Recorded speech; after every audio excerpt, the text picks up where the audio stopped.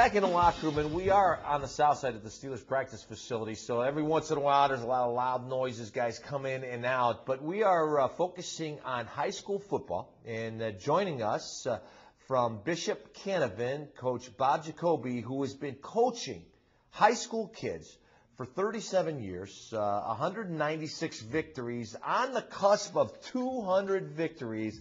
Coach, thanks for joining us. Thank you for having us here today. This is great for Bishop Canevin and for myself. Thank you. You scared me. You said us. I'm looking around. Who else is here? I thought I missed someone there. Coach, it's good to see you. And by the way, Tunch kept calling you Joe Jacoby. I didn't call you Joe Jacoby. Because the big Washington Redskins. I never said Joe Jacoby. I almost said Joe Jacoby. You know, one of the ironies is I saw him play against Joe Jacoby when Joe played for Louisville and you played for Indiana State. I can't believe you saw that game. And I traveled down with the Wayharts to see that game down. It was Johnny Unitas Day at Louisville. Wow, that is crazy. I do remember that. Joe Jacoby was a defensive lineman for Louisville, and our producer and director of marketing, Steve Weyer. Yeah, his brother Johnny. Or did he truck you? Nah, would you let me finish the story? He wasn't a very good defensive lineman. That's why they moved him to offensive tackle.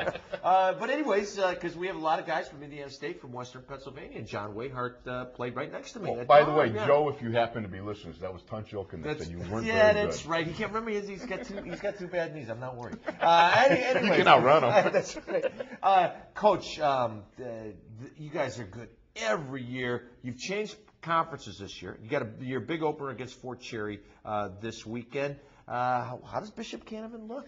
Well, right now we're a little inexperienced in that, but things are moving along pretty quickly in that. We're getting a good mesh with our young kids and the kids that who are coming back, and I'm really excited about this season.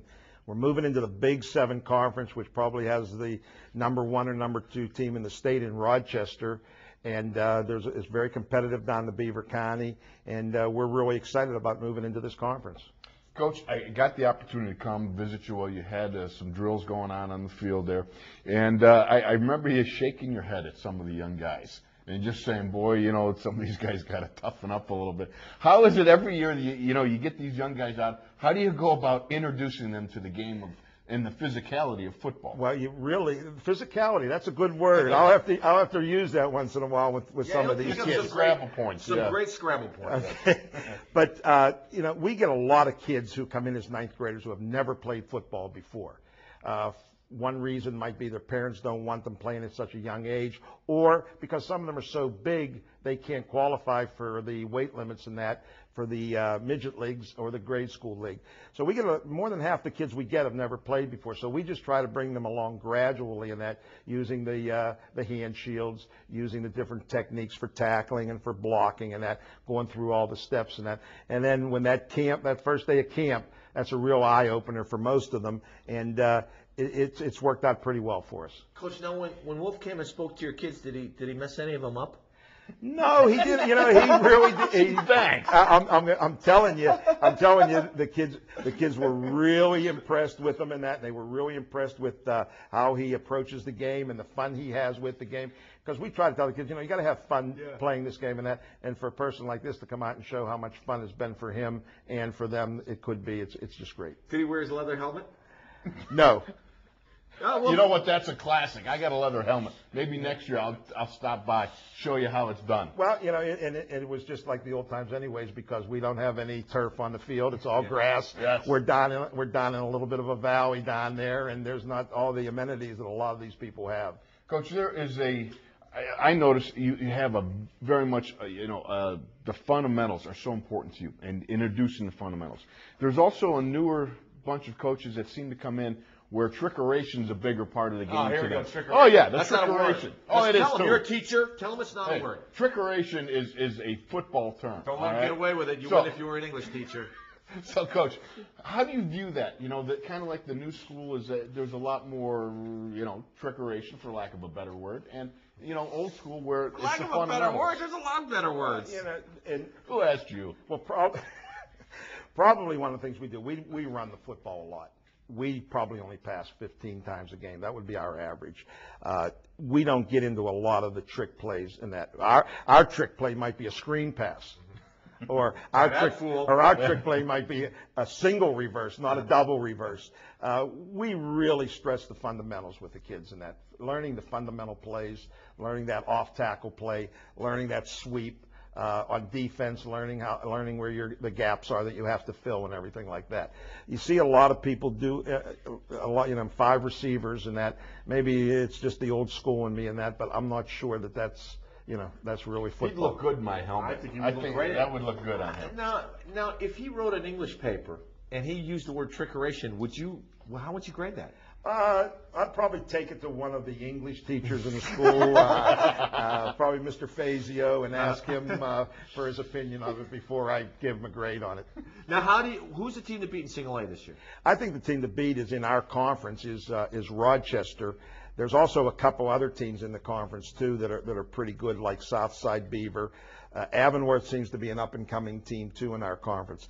I'm not real familiar with some of the other conferences, but I do know that Clairton and Springdale have very good programs, and we'll get to see them early in the year because they play some of the teams that we're going to play later on. Coach, you're a big fan. We're a big fan of yours, and anybody that gives his life to kids and has impacted the lives of young men for 34 years. We give an award. It's Tunch and Wolf's Locker Room Leader Award, and you are a recipient. Congratulations, Coach. Thank you very much. Now, I know you've coached the Wayhart boys. I know John was much better than Steve, who is our producer. But is there anything better than seeing these young men that you've had, that you've invested your life into, and see them as adults now? It's just great in that, but it really adds to my years in that because I haven't had anybody come up to me yet and say, "You coached my grandfather." I have, What's the best? What's the oldest? I've had somebody who's come up, and this was probably about 10 years ago. Was the first time somebody came up and said, "You coached my father." So we're getting along there at that time. But again, it's just great to see these people and to see the success that they're having, and to see what they've done for the community and the communities they live in, and how they stay in touch with one another. I'm blessed because I have coaches who have been with me over 20 years. Wow. So, one coach, this is his 30th year. Another coach is his 29th year. Another coach is his 24th year. My 2 sons coach with me too. Wow. It's just it's a blessing to be able to to rely on people like this and really Coach, one of the things we like to award too is, because I'm a big snackeration type guy. There's a word. Tell them, slap them, Coach. Mrs. T's pierogies. These are great. And so, it's enjoy. Enjoy, my friend. Well, my grandchildren will really enjoy this snackeration. They will, and I'll tell them they'll have to use that word before they get any. If you have any light offensive linemen, you could give it to them to bulk them up. Coach, thank you so much for joining us. Good luck against Fort Cherry, and we really appreciate the impact that you have had on young men for the last 34 years. Well, I really appreciate everything that people have done around here for football in Western Pennsylvania, and made it just a great tradition around here. Enjoy your 200th win when it comes about, my friend. Right, we'll be celebrating it with you. Yes.